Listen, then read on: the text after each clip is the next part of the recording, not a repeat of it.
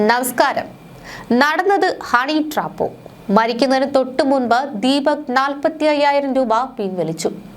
Social media വഴി അപവാദ പ്രചരണം നടത്തിയതിൽ മനംനൊന്ത് ദീപക് എന്ന യുവാവ് ആത്മഹത്യ ചെയ്ത സംഭവത്തിൽ ഞെട്ടിക്കുന്ന വഴിത്തിരിവാകുന്ന റിപ്പോർട്ടുകളാണ് പുറത്തുവരുന്നത്. സംഭവം നടക്കുന്നതിന് തൊട്ടു മുൻപായി ദീപകിന്റെ അക്കൗണ്ടിൽ നിന്ന് 45,000 രൂപ പിൻവലിച്ചിട്ടുണ്ടെന്ന വെളിപ്പെടുത്തലുമായി സുഹൃത്തുക്കൾ രംഗത്ത് വന്നു. ഇതോടെ ഉയരുന്നത് ഇതൊരു ആസൂത്രിത നീക്കമായിരുന്നു എന്നാണ്. സുഹൃത്തുക്കൾ ഉയർത്തുന്ന ഗൗരവകരമായ സംശയങ്ങൾ ഇവയാണ്. പണത്തിന്റെ ദുരൂഹത. എന്തിനാണ് ഇത്രയും വലിയൊരു തുക പെട്ടെന്ന് പിൻവലിച്ചത്? ഭീഷണിപ്പെടുത്തി പണം തട്ടാനുള്ള ഹണി ട്രാപ്പ് ആയിരുന്നതെന്ന് സംശയിക്കേണ്ടിയിരിക്കുന്നു. വീഡിയോയ്ക്ക് പിന്നിലെ കുബുദ്ധി. ആദ്യം വീഡിയോ ഇട്ടപ്പോൾ കമന്റുകൾ ദീപകിന് അനുകൂലമാവുകയായിരുന്നു. എന്നാൽ പിന്നീട് ആ വീഡിയോ എഡിറ്റ് ചെയ്ത് തെറ്റിദ്ധരിപ്പിക്കുന്ന രീതിയിൽ പോസ്റ്റ് ചെയ്യുകയും ദീപക് മറ്റു പെൺകുട്ടികളെ ഉപദ്രവിച്ചുവെന്ന നുണപ്രചാരണം നടത്തുകയും ചെയ്തു. വീഡിയോ പകർത്തി 2 ദിവസം സൂക്ഷിച്ചത് ഭീഷണിപ്പെടുത്തുവാൻ വേണ്ടിയായിരുന്നു. 3. നിയമ നടപടിക്ക് പകരം വീഡിയോ. പയ്യന്നൂരിൽ വെച്ച് മോശം അനുഭവം ഉണ്ടായെങ്കിൽ എന്തുകൊണ്ടെന്ന് പോലീസിനെ സമീപിച്ചില്ല. പകരം വീഡിയോ സോഷ്യൽ മീഡിയയിലിട്ട് വിചാരണ നടത്തിയത് എന്തിന്? ഇതൊരു സാധാരണ ആത്മഹത്യാ പ്രേരണ കേസ് മാത്രമായി കാണരുത്. ദീപകിന്റെ ഫോൺ ശാസ്ത്രീയമായി പരിശോധിച്ചാൽ ഇതിന് പിന്നിലെ ഗൂഢാലോചന പുറത്തു വരുമെന്നാണ് സുഹൃത്തുക്കളടക്കം ഉറച്ചു വിശ്വസിക്കുന്നത്. ഒരു കുടുംബത്തെ മുഴുവൻ അനാഥമാക്കിയവർക്കെതിരെ നീതി കിട്ടുന്നതുവരെ അവർ പോരാട്ടം തുടരുകയാണ്. വസ്തുതാവിരുദ്ധമായ ആരോപണം ഉന്നയിക്കപ്പെട്ടതിൽ മനംനൊന്ത് ആത്മഹത്യ എന്ന ആരോപണമായി ദീപകിന്റെ കുടുംബം സുഹൃത്തുക്കളും രംഗത്ത് വരികയായിരുന്നു. ഇതിന് പിന്നാലെ യുവതിക്കെതിരെ ദീപകിന്റെ കുടുംബം മുഖ്യമന്ത്രിക്കും കോഴിക്കോട് സിറ്റി പോലീസ് കമ്മീഷണർക്കും പരാതി നൽകി. ബസ്സിൽ വെച്ച് ദുരനുഭവമുണ്ടായെന്ന ആരോപണം ദീപകിന്റെ മരണത്തിന് ശേഷം യുവതി ആവർത്തിക്കുകയായിരുന്നു. വടകര പോലീസിൽ ഇക്കാര്യം അറിയിച്ചുവെന്നാണ് യുവതി അവകാശപ്പെട്ടിരുന്നത്. എന്നാൽ ഈ വാദം വടകര പോലീസ് തള്ളി.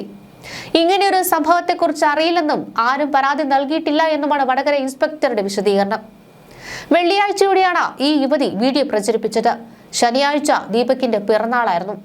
ദീപകിന്റെ അമ്മ നൽകിയ പരാതിയിൽ ആത്മഹത്യാ പ്രേരണാ കുറ്റം ചുമത്തിയവർക്കെതിരെ പുതിയ FIR രജിസ്റ്റർ ചെയ്തു.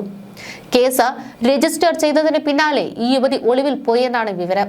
ദൃശ്യങ്ങൾ പകർത്തുവാൻ ഉപയോഗിച്ച മൊബൈൽ ഫോൺ കണ്ടെത്താനും യുവതിയുടെ ഇൻസ്റ്റാഗ്രാം അക്കൗണ്ട് വിവരങ്ങൾ ശേഖരിക്കുവാനുമാണ് നീക്കം. ഇൻസ്റ്റാഗ്രാം വിവരങ്ങൾ ശേഖരിക്കാനായി സൈബർ പോലീസിന്റെ സഹായം തേടിക്കഴിഞ്ഞു. 7 വർഷമായി തന്റെ സ്ഥാപനത്തിൽ ആത്മാർത്ഥമായി ജോലി ചെയ്യുന്ന ആളെന്നാണ് ദീപകിന്റെ സ്ഥാപന ഉടമ തന്നെ പറയുന്നത്. വീഡിയോ കണ്ടപ്പോൾ തന്നെ ദീപകുമായി സംസാരിച്ചിരുന്നു. ദീപക് ജോലി ചെയ്തിരുന്ന ഈസ്റ്റ് ഹിൽ മുദ്ര ഇംപാക്സ് വസ്ത്ര സ്ഥാപനത്തിന്റെ ഉടമ V പ്രസാദ് പറഞ്ഞത് ഇങ്ങനെയാണ്. ജോലിയുടെ ഭാഗമായി വിവിധ കമ്പനികളിൽ സന്ദർശിച്ച് ഓർഡർ എടുക്കുകയും വിൽപ്പന ഉറപ്പാക്കുകയും ചെയ്തിരുന്നത് ദീപക്കാണ്. രാവിലെ ട്രെയിനിൽ പയ്യന്നൂർ സ്റ്റേഷനിൽ ഇറങ്ങിയ ദീപക് ബസ്സിൽ കയറി സ്റ്റാറിലേക്ക് യാത്ര ചെയ്യുമ്പോഴാണ് ഈ വീഡിയോ ചിത്രീകരിച്ചത്. അന്നു രാത്രിയാണ് തൃപ്പൂണിത്തുറയിൽ നിന്ന് ഒരു വ്യാപാരി ദീപക് കാണുന്ന സംശയം പ്രകടിപ്പിച്ച് വീഡിയോ ലിങ്ക് അയച്ചു തന്നതെന്നും പ്രസാദ് പറയുന്നു. ഉടനെ ദീപക്കുമായി ഫോണിൽ സംസാരിച്ചു. തൊട്ടടുത്ത ദിവസം രാവിലെ നേരിൽ കാണാമെന്നും പറഞ്ഞു. തുടർന്ന് ശനിയാഴ്ച ഉച്ചയ്ക്ക് ശേഷം 3 ദീപകിനെ കണ്ടു. വീഡിയോയുടെ താഴെ വന്ന കമന്റുകളിൽ 99% യുവതിയെ കുറ്റപ്പെടുത്തുന്നതായിരുന്നു. അന്ന് തന്നെ അഭിഭാഷകനെ സമീപിച്ച് യുവതിക്കെതിരെ മാനനഷ്ടത്തിന് കേസ് കൊടുക്കാമെന്ന് ദീപകിനോട് പറഞ്ഞു. ഞായറാഴ്ച രാവിലെ അഭിഭാഷകനെ കാണുമെന്ന് ദീപക്കും പറഞ്ഞു. പക്ഷേ രാവിലെ ദീപകിന്റെ ബന്ധു മരണവിവരം വിളിച്ചറിയിക്കുകയായിരുന്നുവെന്നാണ് പ്രസാദ് പറഞ്ഞത്. കോഴിക്കോട് ഈസ്റ്റ് ഹില്ലിലെ വസ്ത്രശാലയിൽ ജോലി ചെയ്തിരുന്ന ദീപക് കഴിഞ്ഞ വെള്ളിയാഴ്ച കമ്പനി ആവശ്യങ്ങൾക്കായാണ് കണ്ണൂരിലേക്ക് പോയത്. ബസ് സ്റ്റാൻഡിലേക്കുള്ള യാത്രക്കിടെ ബസ്സിൽ തന്നോട് അപമര്യാദയെ പെരുമാറിയെന്ന് പറഞ്ഞാണ് മലപ്പുറം അരീക്കോട് സ്വദേശിയായ യുവതി റീൽസ് ചിത്രീകരിച്ച് ഇൻസ്റ്റാഗ്രാമിൽ പോസ്റ്റ് ചെയ്തത്. വീടിന്റെ മുകൾ നിലയിലെ കിടപ്പുമുറിയുടെ വാതിൽ ദീപക് തുറക്കാതിരുന്നതോടെ അച്ഛനും അമ്മയും സമീപവാസികളെ അറിയിക്കുകയായിരുന്നു. ഇവർ വാതിൽ തുറന്നപ്പോഴാണ് മരിച്ച നിലയിൽ ദീപകിനെ കണ്ടെത്തിയത്. ഈ കിടക്കയിൽ തന്നെ മൊബൈൽ ഫോണും ടാബും ഉണ്ടായിരുന്നു. PP ദിവ്യ എന്ന സ്ത്രീ കാരണം ഒരു സാധു മനുഷ്യൻ നവീൻ ബാബു ഇല്ലാതായി. മറ്റൊരു പെണ്ണ് കാരണം ദീപക് എന്ന ചെറുപ്പക്കാരൻ ഇല്ലാതായി. ഇപ്പോൾ തീവ്രത അളക്കുന്നവരുടെ അളവുകൾ ഒടിഞ്ഞുപോയോ? ഒരു വടക്കു നോക്കിയുമില്ല. അന്തിച്ചർച്ച ചെയ്ത് മോങ്ങുവാനും ആരുമില്ല. ജനങ്ങൾ പ്രതികരിക്കണം. അപവാദ പ്രചാരണങ്ങളിലൂടെ ആണുങ്ങളുടെയും പെണ്ണുങ്ങളുടെയും ആത്മഹത്യയിലേക്ക് തള്ളിവിടുന്നവരെ കഴിവിലേറ്റണം. ആ അച്ഛനമ്മമാരുടെ ഇനിയുള്ള ശിഷ്ടജീവിതം കൂടി ഓർക്കാൻ കഴിയുന്നില്ല. ഒരു കാരണവശാലും ആ പെൺകുട്ടി രക്ഷപ്പെടാൻ അനുവദിക്കരുത്. എവിടെ ഉണ്ടെന്ന് ജനങ്ങൾ കൂടി അന്വേഷണം നടത്തണം. ഏത് നാട്ടിലായാലും അവിടെയും കേരളത്തിലും പോലീസ് മറ്റു നിയമ സംവിധാനങ്ങളെ വിവരം ധരിപ്പിക്കണം.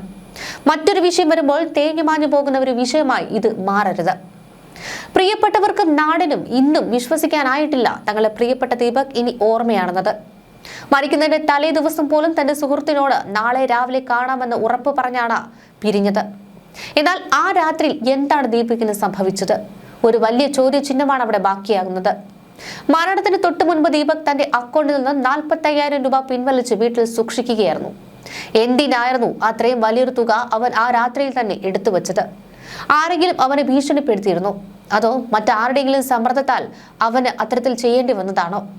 ഈ ദുരൂഹതകൾ നീക്കുവാൻ ദീപകിന്റെ ഫോൺ സൈബർ വിഭാഗം കൃത്യമായി പരിശോധിക്കണമെന്നാണ് സുഹൃത്തുക്കളും അയൽവാസികളും ഒരുപോലെ ആവശ്യപ്പെടുന്നത്. ഒരു വിവാദ വീഡിയോയുമായി ബന്ധപ്പെട്ട് ദീപകിന് മേൽ സമ്മർദ്ദമുണ്ടായിരുന്നുവെന്ന വാർത്തകൾ സൂചിപ്പിക്കുന്നു. എന്നാൽ നിന്റെ ഭാഗത്ത് തെറ്റില്ല, നമുക്ക് നിയമപരമായി നേരിടാമെന്ന് പറഞ്ഞ സുഹൃത്തുക്കൾ അവർ വലിയ ധൈര്യമാണ് നൽകിയത്. എന്നിട്ടും അവനെ മരണത്തിലേക്ക് നയിച്ച ആ നിമിഷം എന്തായിരുന്നു എന്നത് ആർക്കും തന്നെ മനസ്സിലാകുന്നില്ല. വീട് വിട്ടാൽ ജോലി, അറിഞ്ഞുകൊണ്ട് ആരെയും ദ്രോഹിക്കാത്തൊരു സ്വഭാവം, നാട്ടിൽ ആര് സഹായം ചോദിച്ചാലും ഓടിയെത്തുന്നവൻ. അങ്ങനെയാണ് സുഹൃത്തുക്കൾ ദീപകിനെ ഓർത്തെടുക്കുന്നത്. ഇടയ്ക്കിടെ അമ്മയെ വിളിച്ച് വിശേഷങ്ങൾ അന്വേഷിക്കുന്ന അച്ഛന്റെയും അമ്മയുടെയും തണലായിരുന്ന ആ മകൻ പോയതോടെ ഒരു കുടുംബം തന്നെ തകർന്നിരിക്കുകയാണ്. ദീപകിന്റെ മരണത്തിന് പിന്നാലെ എല്ലാ സത്യങ്ങളും പുറത്തു വരണം. ആ 45,000 രൂപയുടെ രഹസ്യവും അവൻ നേരിട്ട മാനസിക സമ്മർദ്ദങ്ങളും അന്വേഷണ വിധേയമാക്കണം. ഇനി തന്റെ മരണാനന്തര ചടങ്ങുകൾക്കായി തന്റെ അച്ഛനും അമ്മയും ബുദ്ധിമുട്ടിക്കാതിരിക്കുവാനായി തന്നെ ദീപക് മാറ്റിവെച്ചതാണെങ്കിൽ അവിടെയും അതിലൊരു സ്ഥിരീകരണം ഉണ്ടാകണം. ലിയാസ് ലത്തീഫ് എന്ന ഇൻസ്റ്റാഗ്രാം വ്ലോഗർ പറഞ്ഞ കാര്യങ്ങൾ മുൻനിർത്തിക്കൊണ്ട് ജെറി പൂവക്കാല എഴുതിയൊരു കുറിപ്പ് നടൻ ഹരീഷ് പങ്കിട്ടിരുന്നു. ആത്മഹത്യ ചെയ്ത ദീപകിനെ കുറിച്ച് അതേ ബസ്സിൽ യാത്ര ചെയ്ത മറ്റൊരു പെൺകുട്ടി പറഞ്ഞതായിരുന്നു ആ ഒരു കുറിപ്പ്. സോഷ്യൽ മീഡിയ ലൈംഗികാതിക്രമി എന്ന് മുദ്രകുത്തിക്കൊന്ന ദീപകിനെ കുറിച്ച് മാസങ്ങൾക്ക് മുൻപ് അതേ ബസ്സിൽ വെച്ച് അദ്ദേഹത്തെ പരിചയപ്പെട്ട മറ്റൊരു പെൺകുട്ടിക്ക് പറയാനുള്ളത് കേൾക്കുമ്പോൾ ആരുടെയും ഉള്ളൊന്ന് പിടയും. ദീപക് എന്ന വ്യക്തി ആരായിരുന്നുവെന്ന് ദീപകിന് വെറും ഒരു ദിവസം മാത്രം പരിചയമുള്ള ആ പെൺകുട്ടിയുടെ വാക്കുകളിൽ നമുക്ക് മനസ്സിലാകും.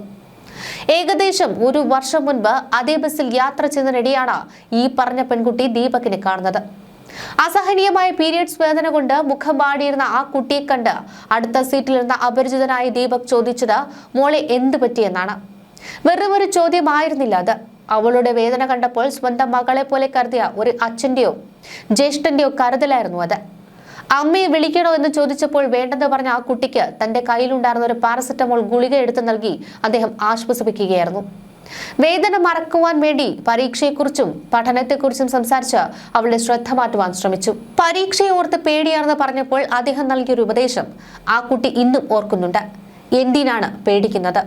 എന്റെ ഈ പ്രായത്തിലും ഞാൻ സ്ട്രഗിൾ ചെയ്യുകയാണ്. ജീവിതം എന്നും അങ്ങനെയാണ്.